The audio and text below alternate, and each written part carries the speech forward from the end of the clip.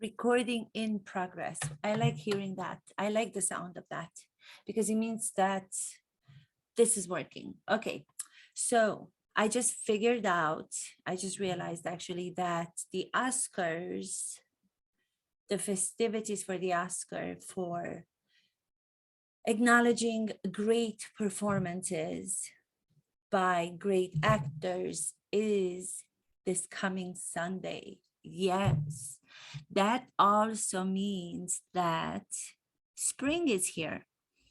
They have this celebration in March. With March comes spring. I wish I could be more optimistic, but I cannot not think about the war in Ukraine. So every time I find myself that I'm experiencing a moment of joy, at the same time, I feel I have to take a step back because of what the people of Ukraine are experiencing due to this madman, Vladimir Putin, and his craziness invading Ukraine in the year 2022. So today's episode, Hey Stella podcast with Mihaela, is going to be about understanding the difference between performance and propaganda. I've been watching the confirmation of Judge Brown Jackson for the Supreme Court within the last couple of days it's been on. And I've been watching it because it is a monumental historic event. When confirmed, not if, but when confirmed, she will be the first Black woman to be on the Supreme Court justice, to be one of the justices of the Supreme Court. And with historic, monumental experiences, what triggers something so beautiful and so extraordinary is the senators, especially the ones who are the greedy, wanna be seen, make this extraordinary event about themselves, like Senator Ted Cruz. I like to call him the Texas vampire, the Texas Dracula, because the way that he has his beard shaved, I think he wants to be Dracula. But I have to tell you, Senator Ted Cruz, Dracula, the original, the authentic, is in Transylvania, Romania, where I come from. And I'm very proud of that. So you trying to do this imitation of Dracula equals to bad acting, equals to imitating, not coming up with something original, with something authentic.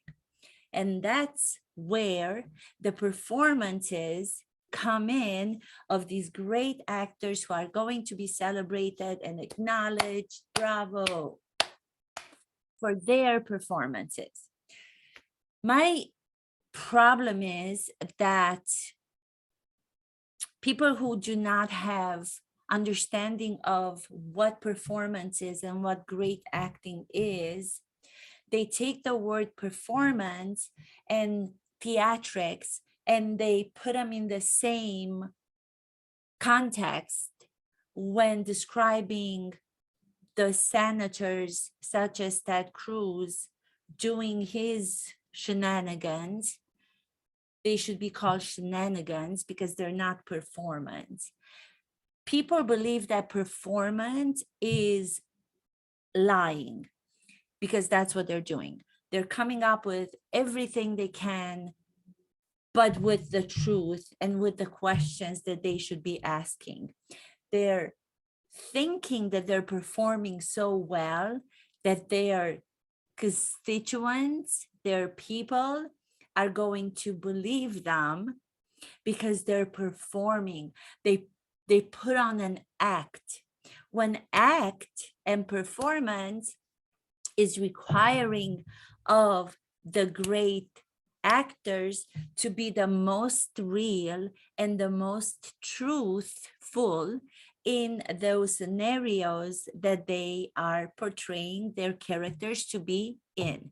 So it is completely the opposite of what these experts, so-called experts, journalists, other people who talk about, did you see Ted Cruz's performance? He was theatrical. And that just makes my skin crawl. It makes my skin crawl because you are given credit where credit is not due.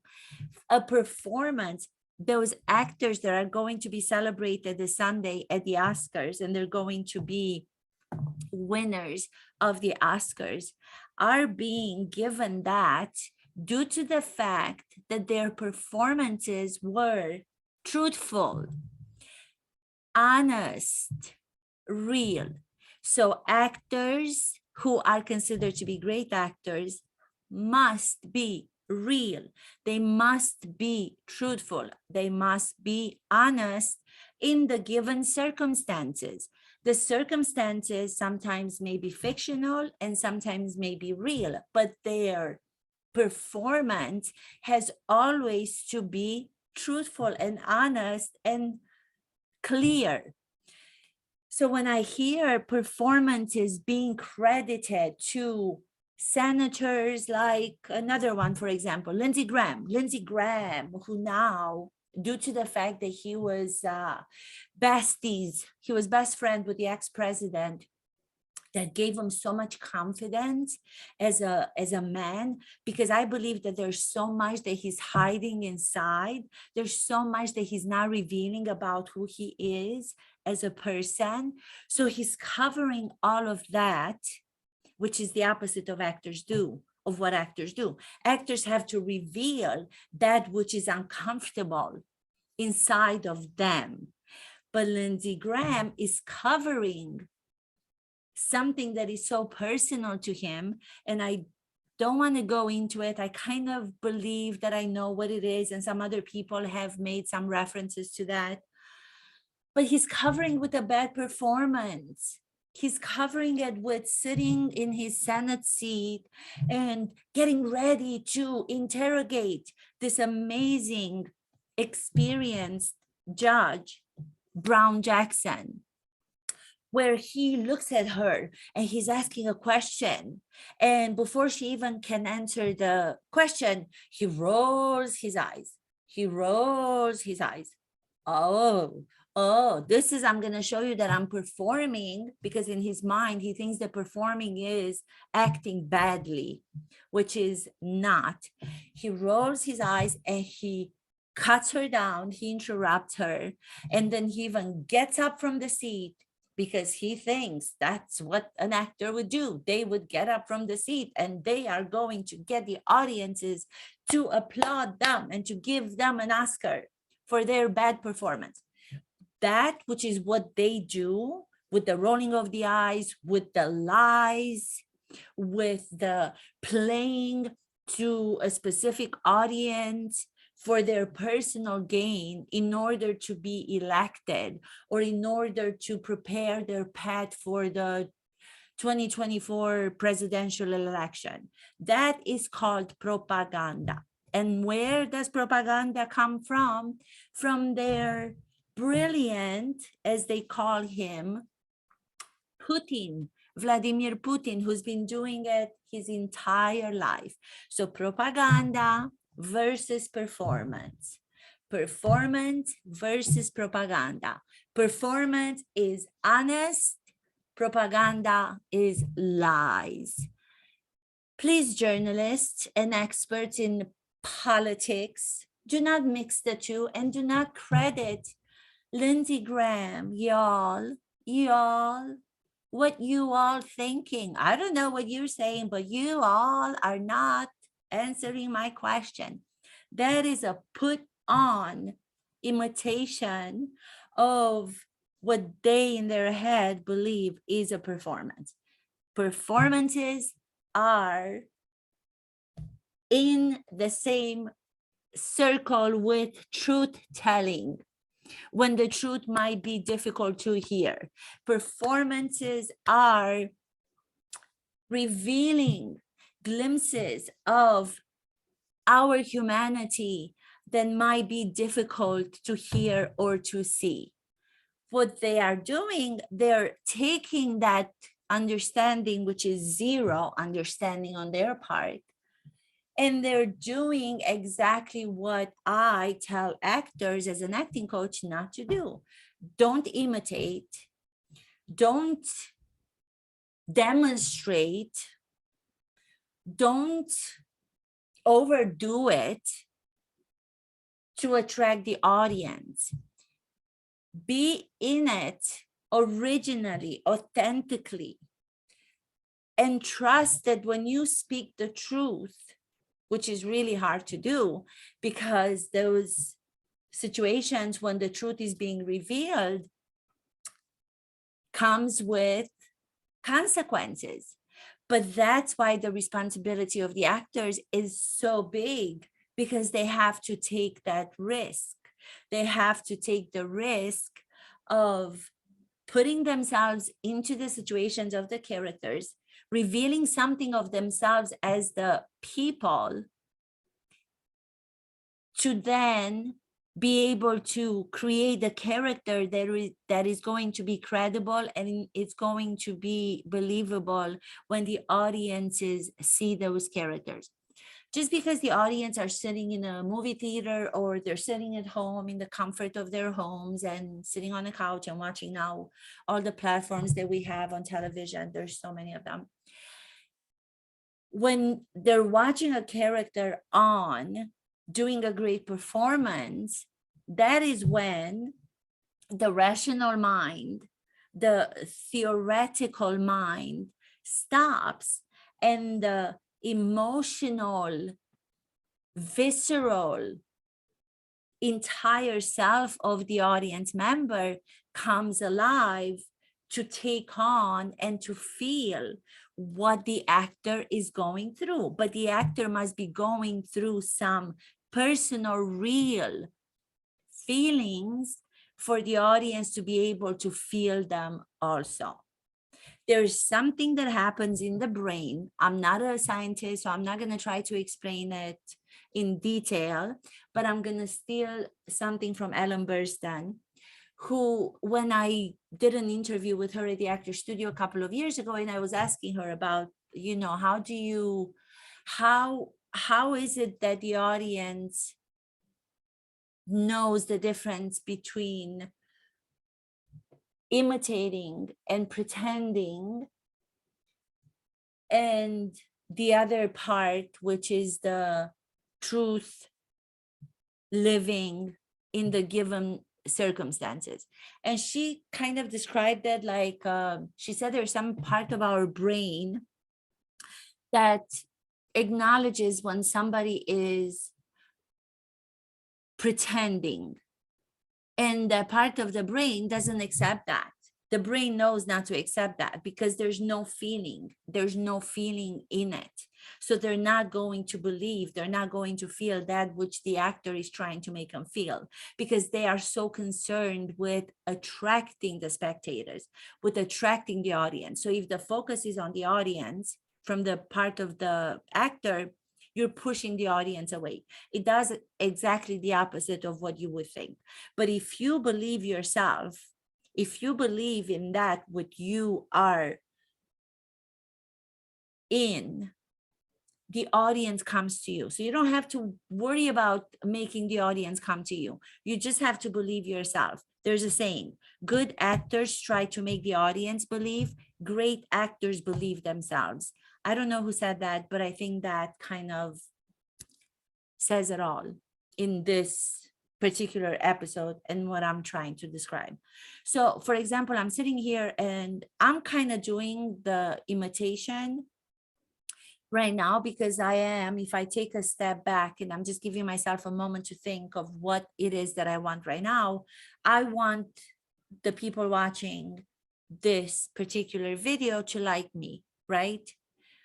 Instead, I should commit my focus and my concentration onto what it is that I want to say in this episode.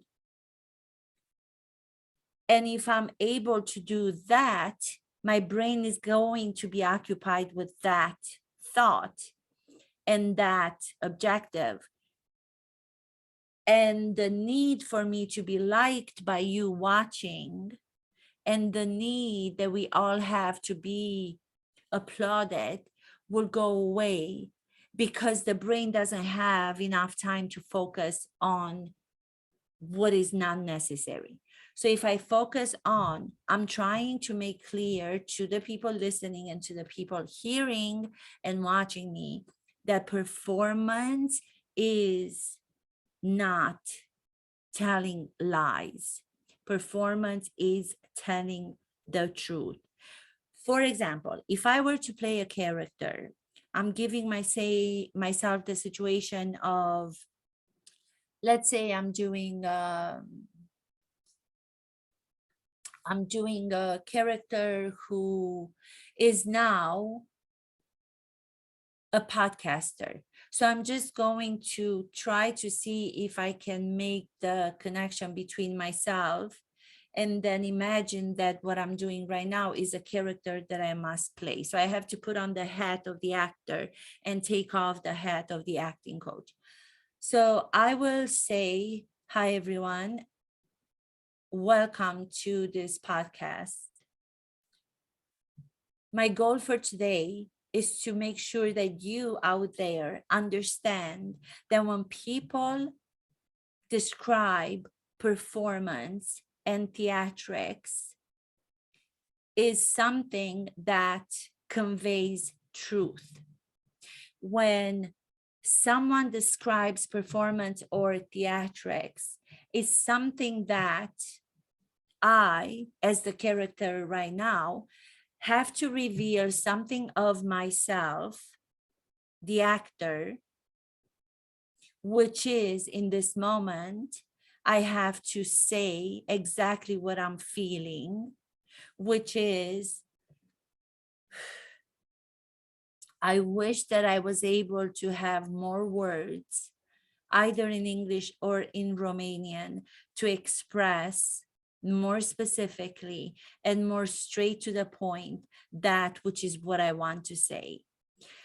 Another truthful thing that I'm going to reveal about myself first as the actress Mihaela, in order to make the character real, is I wish I knew how to use the great lighting to cover the dark circles that I have under my eyes, because it bothers me when I look at myself after I finish recording, and I wish that the dark circles would not be seen by you, the audience.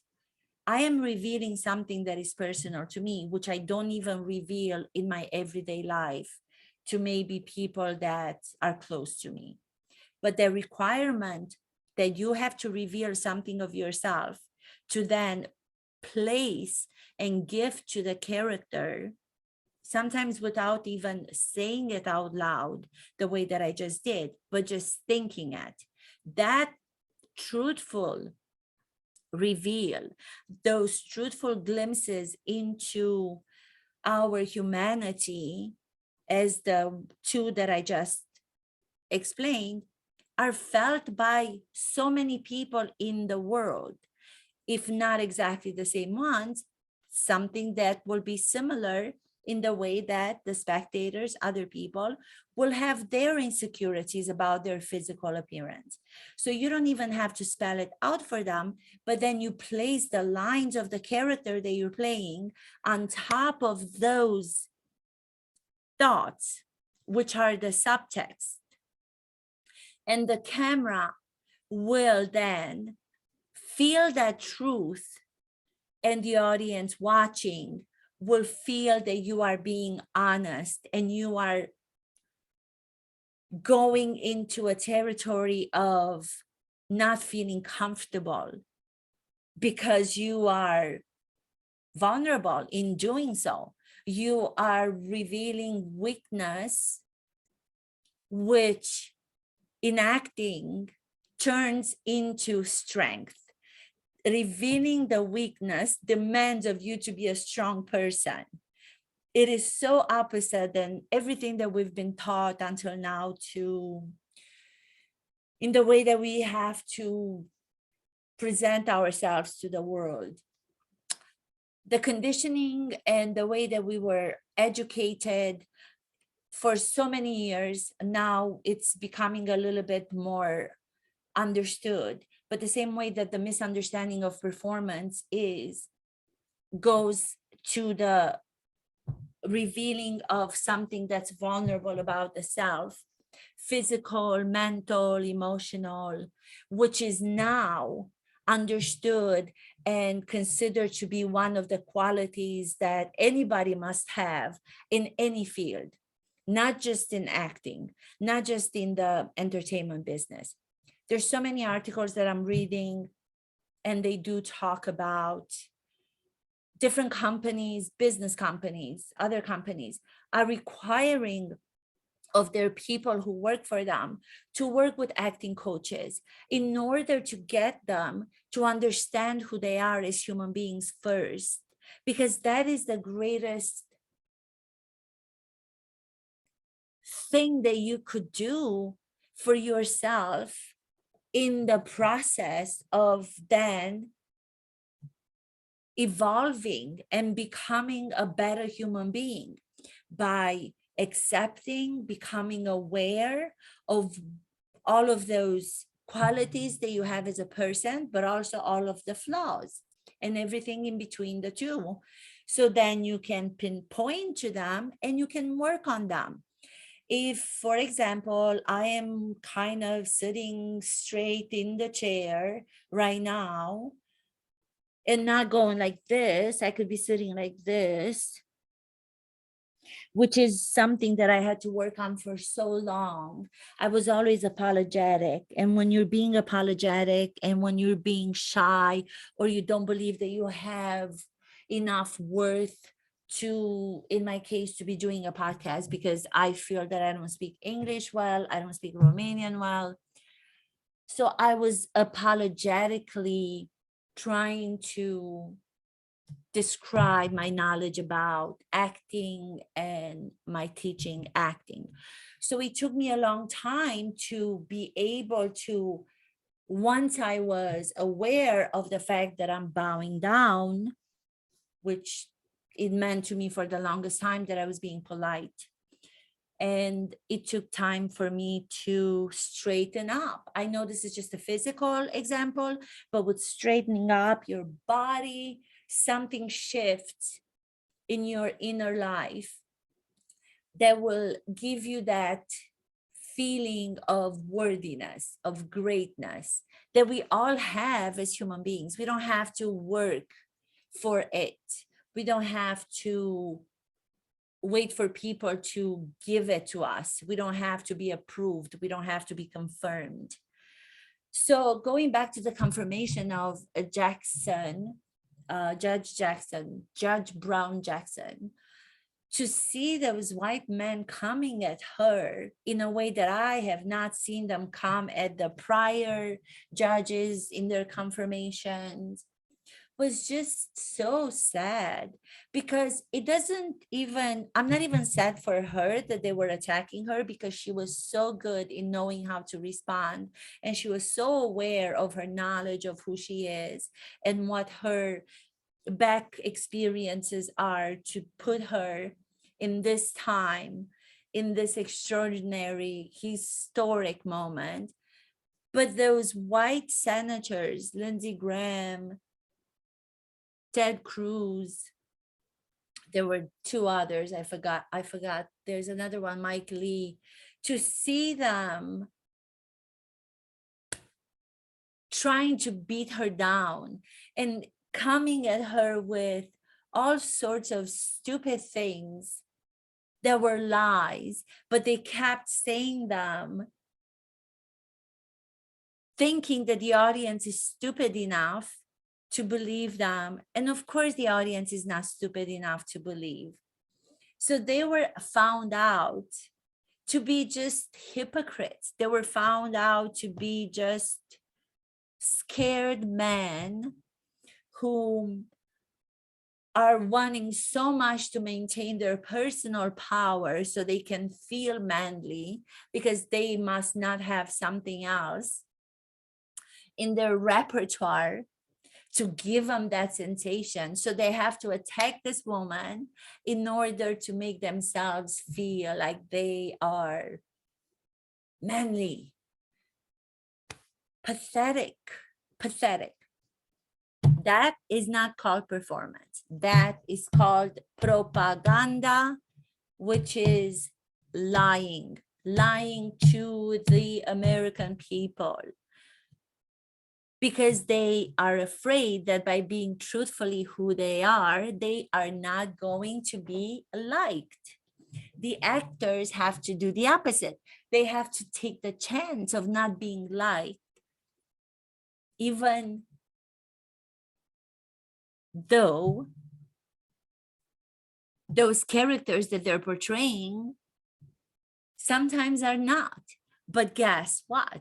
If they allow themselves to show their qualities and their flaws in those characters that they portray, without judging them, without judging the characters, but reveal the humanness inside of them, more often than not, the audiences are going to relate to them, because no one is perfect. Who is perfect out there? I don't know anybody who's perfect. If I see a two-dimensional character being portrayed as the perfect human being, I'm not going to relate to that person, because I don't think that I'm perfect. So I want to see on the whole spectrum of our human being behavior. I want to see all of it. I want to see the good, the bad, and the ugly. And when you're able as an actor to do a performance that will reveal all of that, that's when you get nominated for the Oscars.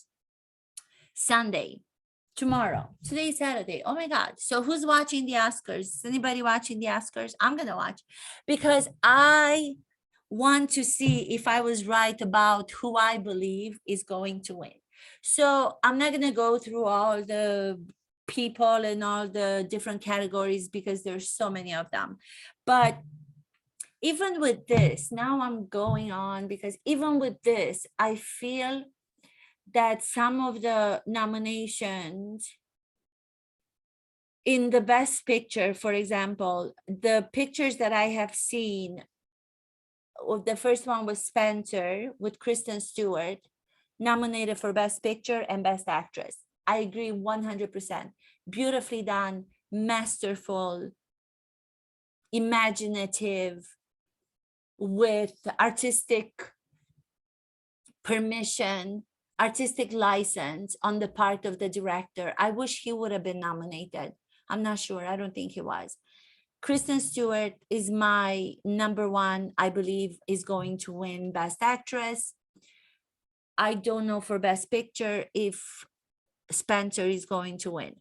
Another film that I saw, which was amazing, due to the fact that the director of it, together with the actors, decided that they were going to do a workshop with an acting coach in preparation for this movie. So this smart woman director, her name is Jane Campion, who's also making history. So another woman who's making history in filmmaking, is that she is the only woman that's being nominated twice for Best Director in the history of cinema. Jane Campion. She wanted to be able to relate to her actors on a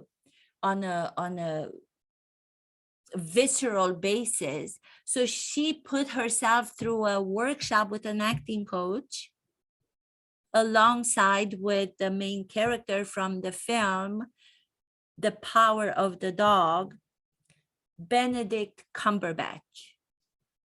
How extraordinary is that? And she's not in her 20s. She's an older woman, so she could have been thinking, oh, I know what I'm doing. I'm a director. I've done this my entire life. Why would I want to work with an acting coach to try to find out more about the character, to try to figure out how to talk to my actors? That's what makes her be nominated for the second time for Best Director, because she knew that the learning process for us all is never ending. The only time that the learning process ends is when we are no longer here on this planet. And who wants that? That means we're going to be dead. So as long as we're alive, no matter what you do, no matter what the profession, you must continue being open to learning new things, discovering new ways of going into the characters, into the way that the most in depth. And that's what Benedict Cumberbatch was talking about when he gave some interviews. He said that he was so amazed by this acting coach from Los Angeles. He's been a successful actor for so many years. You know, he could have done the same thing and said, no, I don't want to do that. I know how to act. Because I think the bad understanding of majority of people is that actors know how to act. They do a couple of years of learning and then you are an actor. I've met a lot of people, a lot of actors who are movie stars, and in different countries, not just in the United States, who think that because they have reached that status of movie star, they don't have to do any of the work. They don't have to go back into the preparation with each role that they play. And then when you go to see their work, it is so the same. There's no surprises that come out of the way they interpret a character, because they don't keep discovering themselves. Therefore, they bring to the character the same thing, which is like, oh my God, she's doing the same thing. She did the same thing 25 years ago. She's doing the same thing 25 years later, because there was no growth in herself as a human being, therefore as an actor, and then as the character. So Power of the Dog is the second one. Maybe she will win Best Director only because of that work being so intense. I don't know if you've seen the film. So I do think that that's going to maybe make her win. That would be really great. Another movie that I saw, which was really, really wonderful, and it was so formidable. And this again was something that people were at first confused about the casting for it. And I'm talking about Nicole Kidman and Javier Bardem. Javier Bardem and Nicole Kidman, by the way, also work with acting coaches, different acting coaches, but they work with them and they talk about their work with acting coaches. There's also a lot of actors who do work with acting coaches, but they would rather not reveal that, because I think they believe that credit is being taken away from them if they mention the acting coach, which to me doesn't make sense, because I think this whole process of creating characters and being in great performances that will lead you to the Oscar require a collaborative team. I don't think that it can be done on your own. I'm just going to do my own thing. I don't need anybody else to help me with it. I think it's a creative team with different ideas and with different processes and with different techniques. And once combined, it through a creative language that everybody understands, that's when the movies come to the level of being received and being nominated for the Oscars. That was Nicole Kidman and Javier Bardem. They did the movie based on the real two famous people, and a show that went on to be one of the best shows ever, I Love Lucy, being the Ricardos. So when they were cast to play the two characters, Lucille Ball and I forget her husband, the Cuban actor who was amazing, the husband in real life, and also in I Love Lucy. When Nicole Kidman and Javier Bardem were being cast to do those roles, because their appearance and their physicality doesn't resemble that of the real people, everybody thought, oh, I'm not going to believe that they are actually those characters, because their physicality was so opposite than what those people look like. And this goes to show you that people like them, great actors who do great performances, working with acting coaches, they tapped into the essence of those real people. They don't have to look like those real people for the audiences to believe them. Once you tap into the humanity of those real people in this situation, because they're not fictional characters they're playing, the face doesn't matter, the physicality doesn't matter, that it's not the same or it's not similar to those characters that you're portraying. So Nicole Kidman was really great. Javier Bardem was really great. And this is also, I realized Javier Bardem was nominated, and also his real life wife, Penelope Cruz, was nominated for her Spanish film, Parallel Mothers, which I also saw. I have to say, I thought it was a good performance. I wouldn't put it at the same level of her husband, Javier Bardem, in Being the Ricardos. I thought it was a good performance. I thought the film was okay. I don't think that it was at the level of making the list for the Oscars, but it was. I love Penelope Cruz. My most vivid performance that comes to mind all the time is when she did Vicky Cristina Barcelona, and she played a painter. She was amazing. She's an extraordinary actress. And I haven't heard her talk about working with an acting coach, but I'm sure being married to Javier Bardem, who is so open about working with his acting coach, I'm sure that she's probably doing that. I don't know for sure. I thought she was good in this movie. Parallel Mothers was okay. Another movie that was nominated, which I was shocked, because this takes me to, even in this business, even in the entertainment business, not only in the political world, but even in this world, there's so much that one feels when watching something, and others might feel that is completely opposite than what I got as the audience watching the film. But I'm talking about the latest version of West Side Story, directed by Spielberg.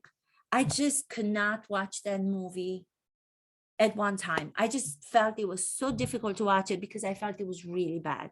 I think West Side Story was one of the worst films that I have seen. I never felt that I believed those characters. So I'm going back to now what a great performance is believing in the truth of those different situations that happen to those characters. And I felt that there was so much acting. Everything was so acted out.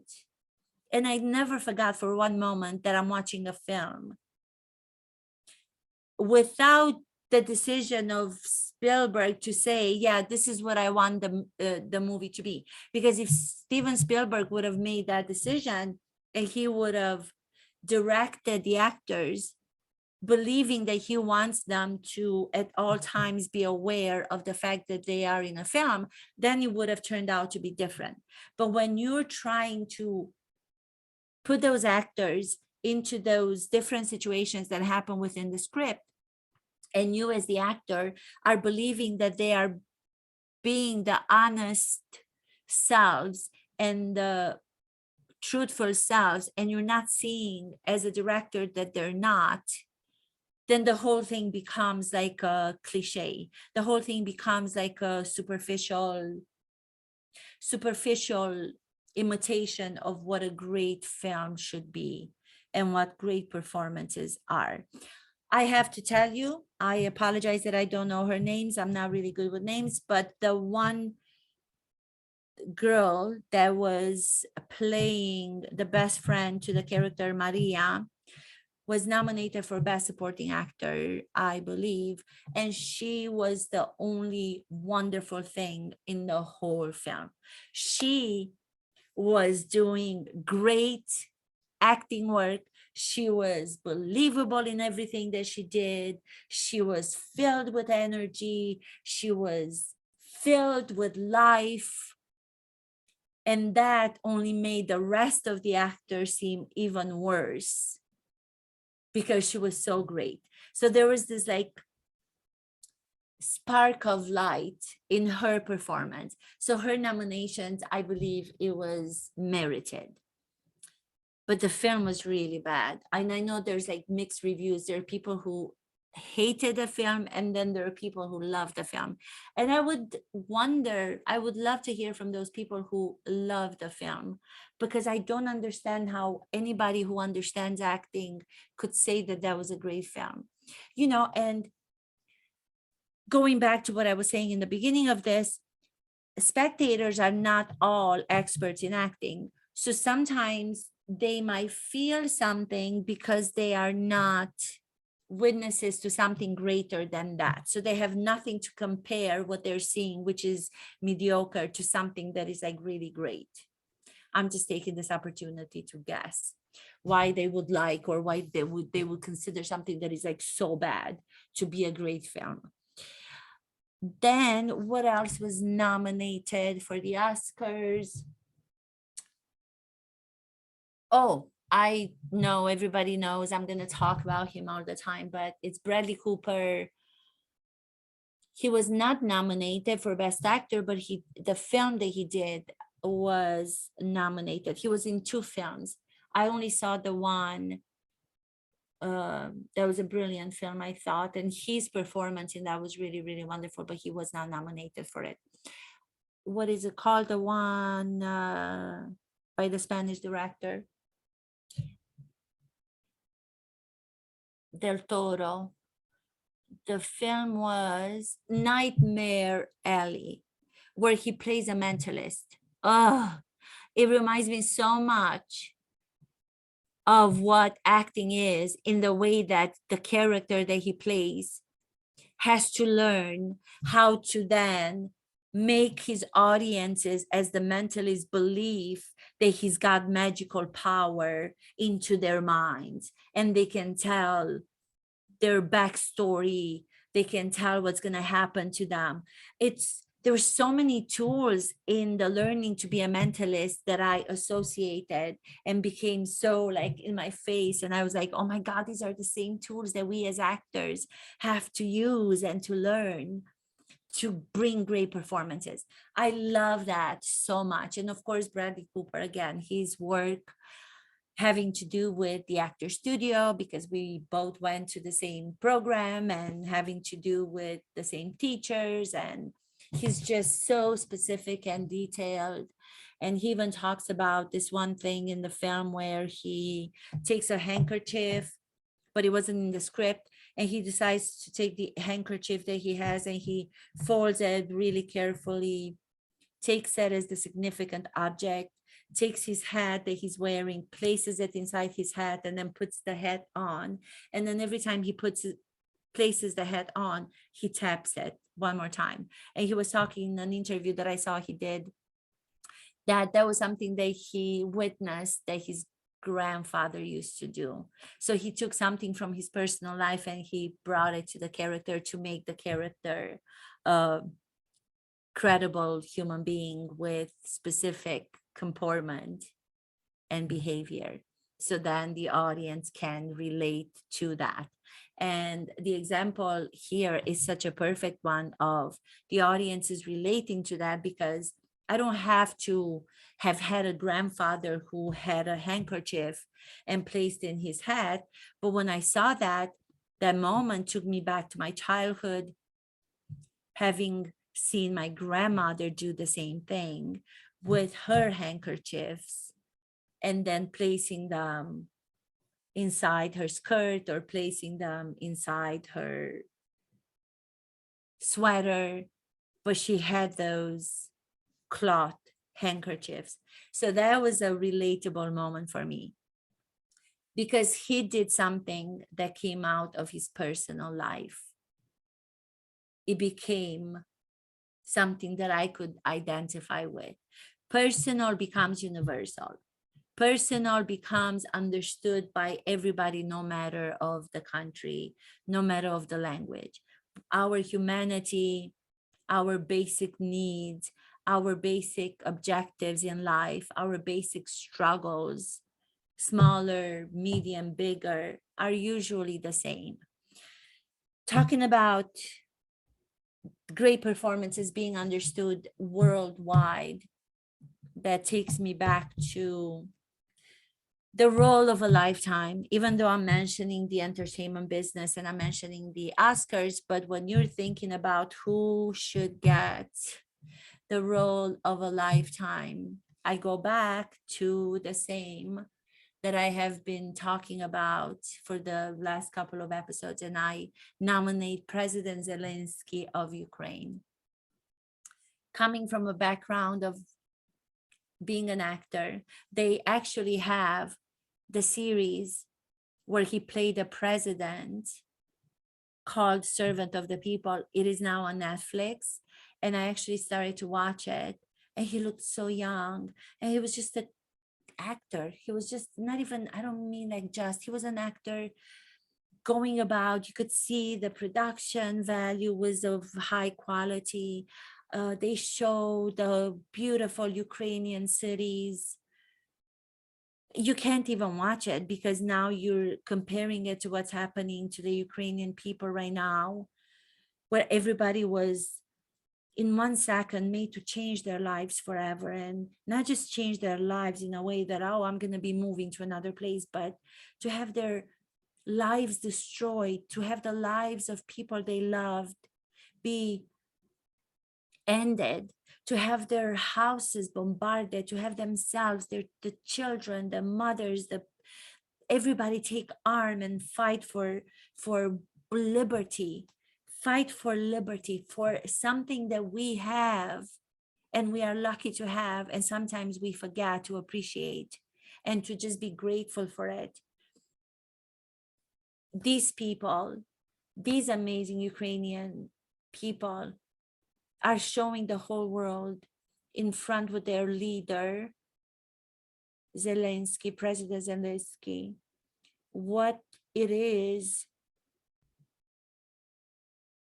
and how fragile liberty and our human rights are.